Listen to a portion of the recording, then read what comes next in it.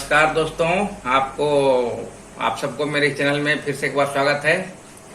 पिछले वीडियो में हमने पढ़ा था कि प्रेजेंट इंडेफिनिट टेंस के वाक्य के पहले क्या लगा रहने पर उस क्या का अनुवाद क्या होता है। तो आज हम पढ़ते हैं प्रेजेंट इंडेफिनिट टेंस के वाक्यों के बीच में क्या, क्यों, कब, कहाँ, कैसे लगा रहने पर उसका अंग्रेजी अनुवाद बनाने का नियम, यानी कि वाक्य के बीच में क्या रहेगा। पहले क्या था उसका अनुवाद पहले वीडियो में मैं बता चुका हूँ। वाक्य अगर बीच में क्या रहे, क्यों रहे, कब, कहाँ, कैसे लगा रहे तो उसको कैसे ट्रांसलेट करेंगे, इसका नियम जानते हैं। तो सबसे पहले करेंगे क्वेश्चन वर्ड। क्वेश्चन वर्ड मतलब जैसे क्या रहेगा तो उसका बनाएंगे, क्यों रहेगा तो उसका बनाएगा, कब रहेंगे तो कहाँ रहेगा, कैसे, उसका लिखेंगे। उसके बाद लिखेंगे एक्जिलरी वर्ब। एक्जिलरी वर्ब यानी कि सहायक क्रिया। तो सहायक क्रिया जैसे is, am, are, was, were, shall, should, can, could, must, might, do, does, did, have, has, had, ये सब सहायक क्रिया होती है। हर एक वाक्य में अलग अलग वाक्य के अनुसार सहायक क्रिया होती है। तो प्रेजेंट इंडेफिनिट टेंस के वाक्य में सहायक क्रिया के रूप में डू या डज का प्रयोग होता है। पिछले वीडियो में मैं बता चुका हूँ। तो इसमें सहायक क्रिया के रूप में डू या डज आएगा, तो यहाँ एक्जिलरी वर्ब हो गया। उसके बाद सब्जेक्ट लिखेंगे जो वाक्य का सब्जेक्ट होगा। उसके बाद वर्ब का पहला रूप लिखेंगे, यानी कि वर्ब में कोई परिवर्तन नहीं होगा, उसका मूल रूप लिखाएगा। फिर ऑब्जेक्ट रहेगा, सु लिखाएगा। उसके बाद कुछ और रहेगा तो उसका अनुवाद करेंगे। जैसे देखिए, अब हम लोग क्यों पढ़ते हैं। हम लोग क्यों पढ़ते हैं तो पहले क्यों का बनाएंगे। तो क्यों का क्या होगा, WHY, वाई होगा। अब ये प्रेजेंट इंडेफिनिट टेंस का वाक्य है तो इसमें सहायक के रूप में डू डज आएगा। तो डू आएगा कि डज आएगा ये इस पर डिपेंड करेगा, सब्जेक्ट के ऊपर डिपेंड करेगा। सब्जेक्ट है हम लोग यानी फर्स्ट पर्सन, तो फर्स्ट पर्सन के साथ डू लगता है। डू और डज कहाँ लगता है मैं पहले बता चुका हूँ, लेकिन फिर एक बार बोल रहा हूँ। थर्ड पर्सन का सिंगुलर नंबर का सब्जेक्ट रहेगा तो वहां डज का प्रयोग होगा और बाकी सबके साथ डू का प्रयोग होता है। तो भाई डू वी, पढ़ना का READ, रीड, और एक क्वेश्चन मार्क, ये हो गया। उसी ढंग से वे लोग कहाँ रहते हैं तो कहाँ का बनेगा पहले WHERE, वेयर। यहाँ भी वे लोग हैं सब्जेक्ट, तो वे लोग भी हो, थर्ड पर्सन का फुल नंबर हो गया। तो डू दे लीव, एक क्वेश्चन मार्क। सब में क्वेश्चन प्रश्न सूचक वाक्य है, इसलिए सब में क्वेश्चन मार्क पड़ेगा, चाहे वह वाक्य हिंदी में लिखा हो चाहे अंग्रेजी में लिखा हो। वह क्या खाता है तो इसका पहले व्हाट, उसके बाद यहाँ पर चूंकि सब्जेक्ट वह है जो कि थर्ड पर्सन का सिंगल नंबर है तो डज हो गया। उसके बाद ही, उसके बाद खाना का ईट, व्हाट डज ही ईट। इसमें देखिए यहाँ ध्यान देना है कि जैसे वह क्या खाता है तो यहाँ पर क्या बीच में लगा हुआ है, इसलिए व्हाट पहले हो गया। अगर यही सेंटेंस रहता कि क्या वह खाता है, ऐसे रहता, जैसे यहाँ पर यदि बना के दिखाता हूँ, ऐसे रहता क्या वह खाता है, क्या वह खाता है, वह क्या खाता है और क्या वह खाता है। दोनों वाक्य में क्या लगा हुआ है, लेकिन दोनों में क्या अंतर है। एक में क्या बीच में लगा, वाक्य के सब्जेक्ट के बाद लगा हुआ है, एक है क्या स्टार्टिंग में लगा हुआ है। तो जब वाक्य के पहले स्टार्टिंग में लगा रहता है तो जो वाक्य में जो सहायक क्रिया होती है उस सहायक क्रिया को पहले रखते हैं। ये मैं पहले वीडियो में बता चुका हूँ, लेकिन एक बार फिर से बता दे रहा हूँ। केवल यहाँ पर इसका जैसे क्या वह खाता है तो यहाँ पर सहायक क्रिया पहले आ जाएगी, यहाँ पर डज हो जाएगा और यहाँ पर ही हो जाएगा, यहाँ पर ईट हो जाएगा, डज ईट हो जाएगा। वह क्या वह खाता है, लेकिन अगर वह क्या खाता है ये बोलते हैं तो इसमें इसको ऐसे बनाएंगे, व्हाट लिखेंगे, फिर डज लिखेंगे, फिर ईट, फिर ईट लिखेंगे, ऐसे। ये तो मैं पहले वीडियो में बता चुका हूँ। चलिए उसी ढंग से अब आगे देखते हैं। सूर्य आकाश में क्यों चमकता है तो क्यों क्या बनाएंगे, वाई, यहाँ पर सब्जेक्ट हुआ सूर्य, सूर्य थर्ड पर्सन का सिंगुलर नंबर हो गया। द सन, चमकना का होता है shine, SHINE, shine, the sun shine. आकाश में का होगा in the sky, SKY, question mark.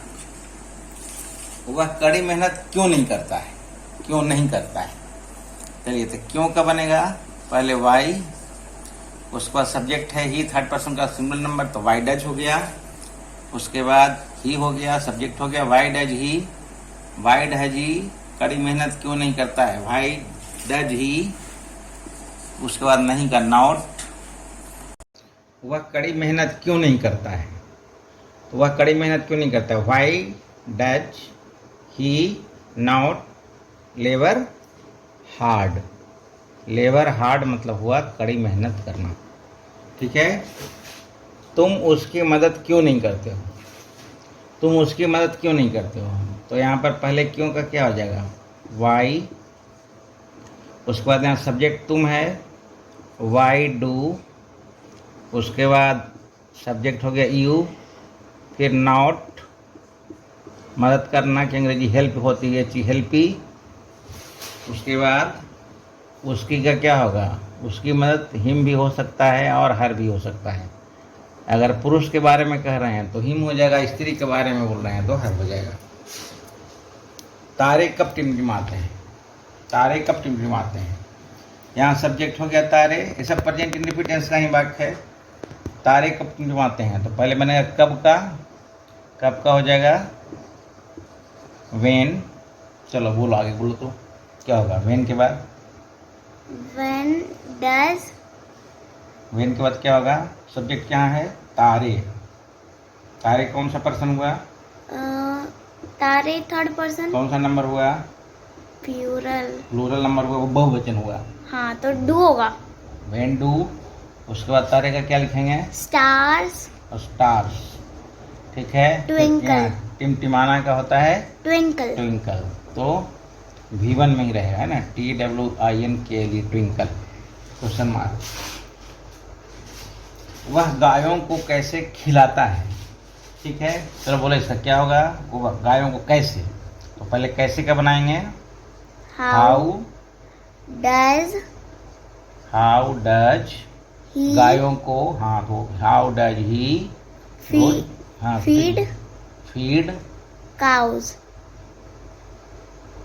Cause, good, ठीक है। यह लड़का हल्ला कब करता है, यह लड़का हल्ला कब करता है, सब्जेक्ट हो गया यहाँ पर, यह लड़का पूरा है, सब्जेक्ट क्या लड़का हो गया, तो कब का बनेगा, पहले क्या बनेगा, वेन, उसके बाद सब्जेक्ट है यह लड़का, तो सब्जेक्ट थर्ड पर्सन का सिंगल नंबर हो गया, तो वेन डज दिस बॉय, हल्ला करना का होता है, हल्ला करना की अंग्रेजी होती है मेक अ नॉइज, NOISE, ये ध्यान रखना है कि मेक, ए में के मेक ये अलग है, नॉइज अलग है, NOISE, मेक अ नॉइज मतलब हल्ला करना। When does this boy make a noise, ये लड़का हल्ला कब करता है। वह लड़की कैसे पढ़ाती है, चलो इसका बनाओ तुम्हें, तो बोलो वह लड़की कैसे पढ़ाती है, सब्जेक्ट हुआ हो गया, वह लड़की पूरा हो गया सब्जेक्ट।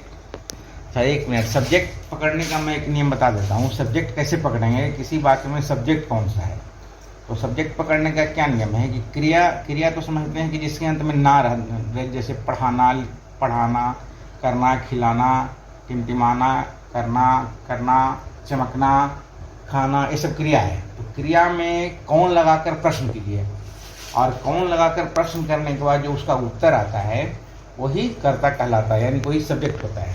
जैसे किसी में भी सब्जेक्ट पकड़ना है, जैसे वह लड़की कैसे पढ़ाती है, कौन पढ़ाती है, पढ़ाने का काम कौन कर रहा है, कौन कर रहा है, वह लड़की, तो सब्जेक्ट वह लड़की हो गया।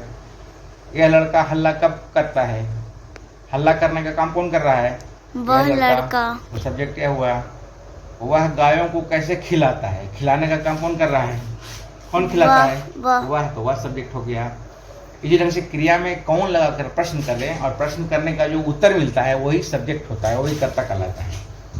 तो वह लड़की कैसे पढ़ाती है, तो पहले बनेगा कैसे का, हाउ बनाया, उसके बाद डज, वह लड़की का हो जाएगा दैट गर्ल, GIRL, पढ़ाना का टीच, TEACH, क्वेश्चन मार्क।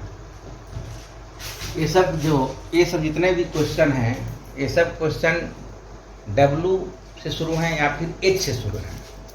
तो WH क्वेश्चन से जितने भी वाक्य शुरू होते हैं, तो WH क्वेश्चन के बाद तुरंत सहायक क्रिया का प्रयोग होता है। हर एक वाक्य में अलग अलग सहायक क्रिया वाक्य के अनुसार डिपेंड करता है।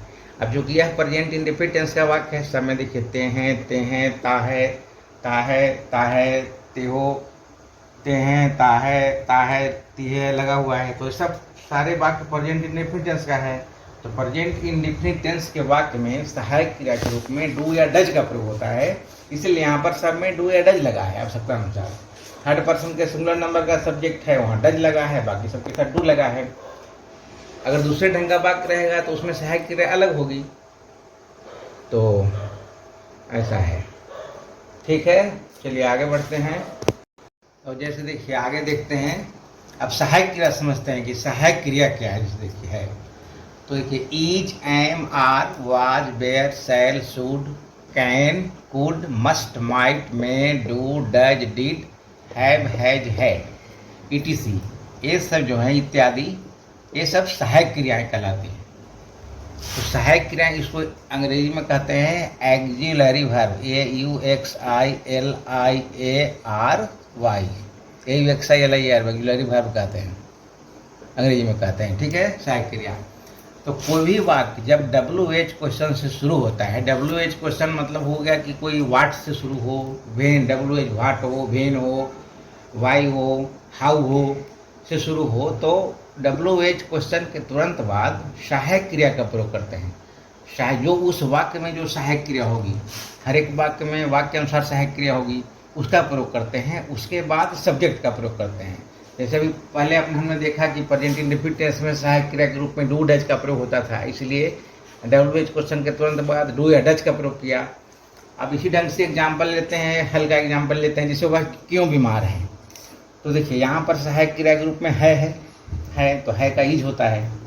तो यहाँ पर पहले क्यों का बनाएंगे, WH क्वेश्चन है, क्यों का बनाएंगे, उसके बाद सब्जेक्ट का बनाएंगे, ही का बनाएंगे, उसके बाद ईज का, सॉरी यहाँ पर भाई का बनाएंगे, फिर तुरंत क्या करेंगे, फिर सहायक क्रिया का प्रयोग करेंगे। WH क्वेश्चन है तो सब्जेक्ट, WH क्वेश्चन के तुरंत बाद सहायक क्रिया का प्रयोग करेंगे, फिर सब्जेक्ट का प्रयोग करेंगे, और फिर जो नेक्स्ट वर्ड जो भी रहेगा उसका प्रयोग करेंगे।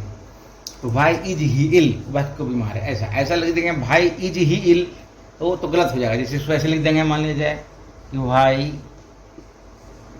ही इज इल, तो यह गलत हो जाएगा। ठीक है, ये ध्यान रखना है कि WH क्वेश्चन जहाँ रहेगा, मतलब जो भी क्वेश्चन भी वाट से, क्यों से, कब, कहाँ, कैसे शुरू हो, तो उसके तुरंत बाद उसकी सहायक क्रिया का प्रयोग कर देना है, फिर सब्जेक्ट का प्रयोग करना है। ये तुम कहाँ हो, तो पहले कहाँ का बनेगा, WHERE, वेयर, उसके बाद सहायक क्रिया इसमें हुआ है, आर आ रहा है तो इसलिए आर का बनेगा, इसके बाद सब्जेक्ट यानी कि तुम बनेगा, फिर क्वेश्चन मार्क होगा। उसी ढंग से उसके पास क्या था, किसी के पास कोई चीज़ होती है तो उसकी अंग्रेजी हैव, हैज या हैड होती है। ये पास था है तो इसलिए यहाँ पर हैड होगा। तो क्या था, तो क्या हो जाएगा, पहले ये भी WH क्वेश्चन है तो व्हाट हो गया, व्हाट के तुरंत बाद हैड हो गया, व्हाट हैड ही, उसके पास क्या था, हो गया। तो आज के वीडियो में इतना ही रखते हैं। उम्मीद है कि आप लोगों को अच्छी तरह से समझ गया होगा। अगली जानकारी अगली वीडियो में शेयर करेंगे, और पूरा वीडियो देखने के लिए बहुत सारे वीडियो डाले हुए हैं मेरे चैनल में। चैनल को सब्सक्राइब कीजिए और पूरा वीडियो देखिए तो अच्छी तरह से और समझ में आएगा। तब तक के लिए शुभ रात्रि, धन्यवाद, थैंक यू सो मच।